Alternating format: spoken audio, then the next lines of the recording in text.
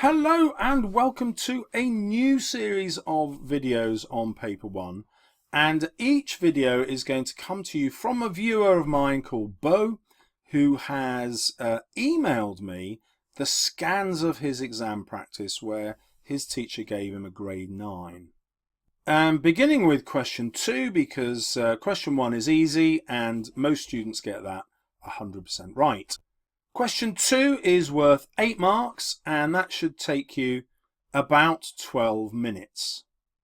And it is worth 5% of your whole GCSE language grade. If you have got my guide to the English language exam, you will see that I always have a section called Just Tell Me What to Do in the Question.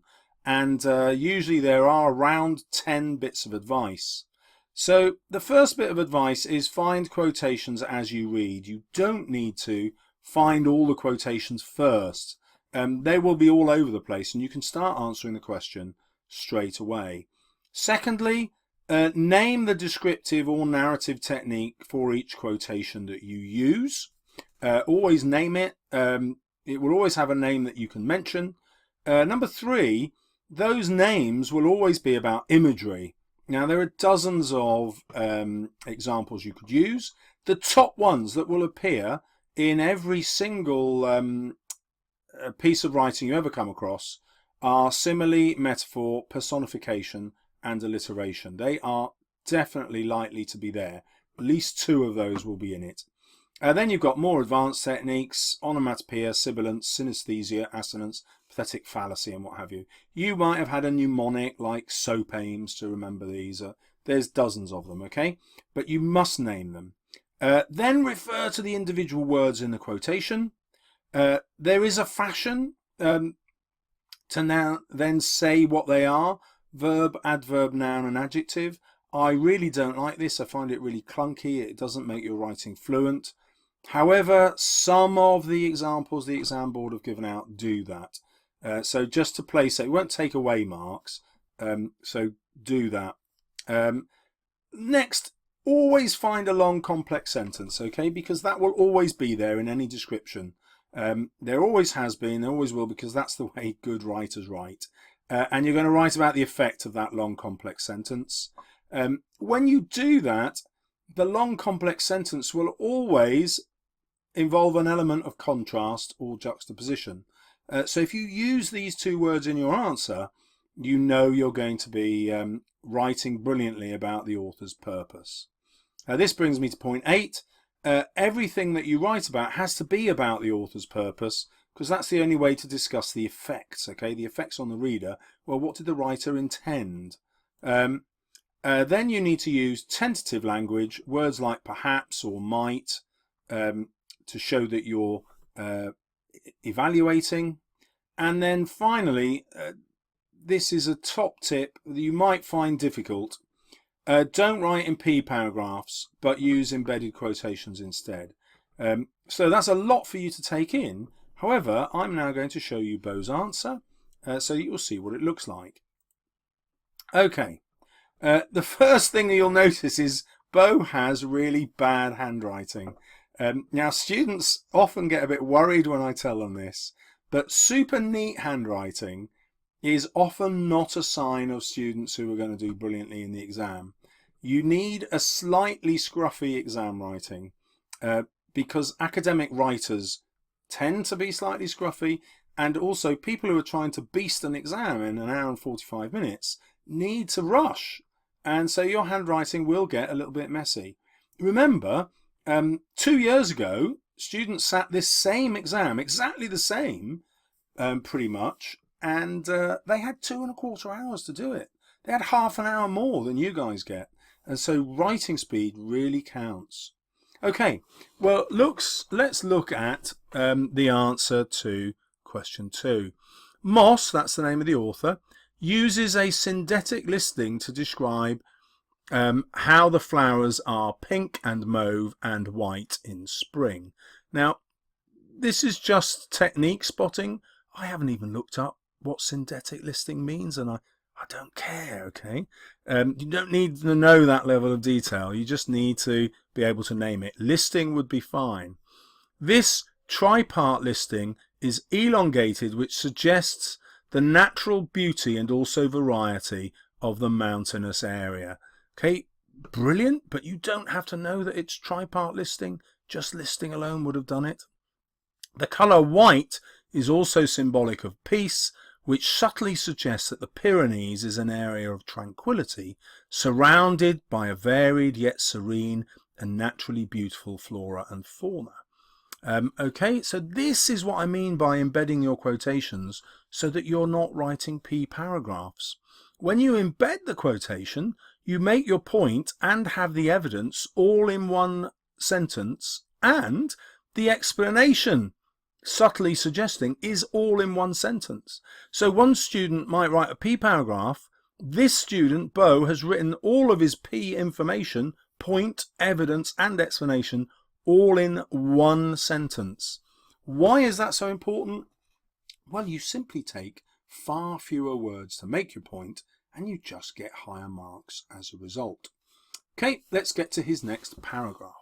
However, this is contrasted by the latter half of the extract, which is ultimately negative in tone. The sun has, before I turn the page over, can you see that he's automatically focused on contrast, which I told you would be in every single description. And that automatically brings him up to a top answer.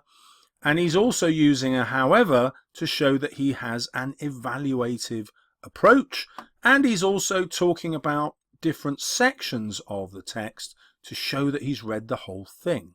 So the sun has flattened the land into submission. Here the dynamic noun, although that should be verb, flattened, personifies the sun as an unrelenting army that is destroying the natural splendor. Okay, and I told you personification was very likely to be a technique that came up, and it did here. You just have to be able to know those main techniques.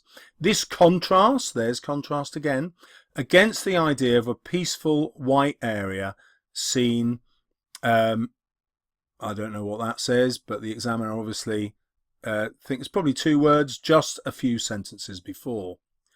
Although Alice says it is a beautiful place, this is followed by the interjection, she thinks, which separates the beauty of the area from its inhospitality. So again, using contrast, using an alternative point of view to show that you're being evaluative. Perhaps, here comes the tentative language, perhaps Moss is suggesting that Alice is indeed, no, I can't really work that one out, about her true opinions. Right, so it must be divided perhaps, or undecided is what I'm going for eventually. Undecided about her true opinions about the area, despite the fact she feels very much at home. The Pyrenees is presented as a varied and almost confusing environment, simultaneously severe, beautiful and inhospitable. So this is a really neat conclusion, and you can see that his teacher has said, well, what is this technique? Do you remember I said you've got to do some technique spotting? Then he's added in this bit here.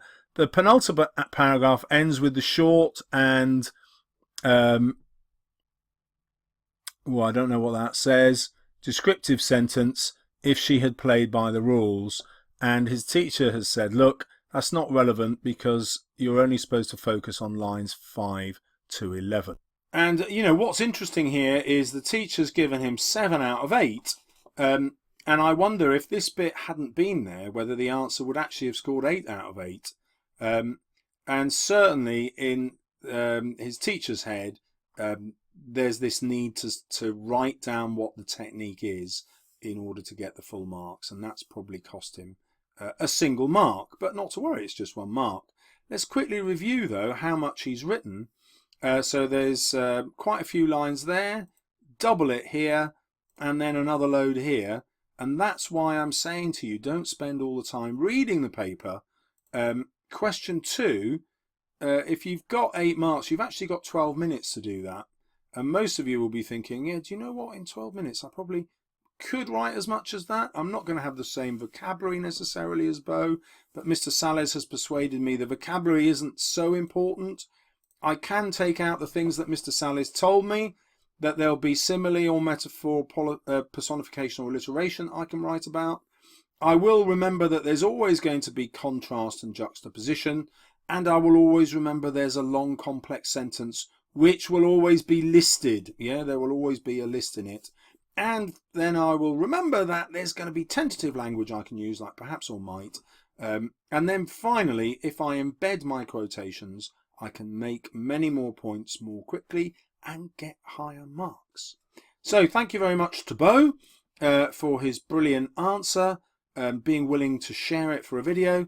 Thank you to you for watching, and if you're a new subscriber, thank you very much indeed.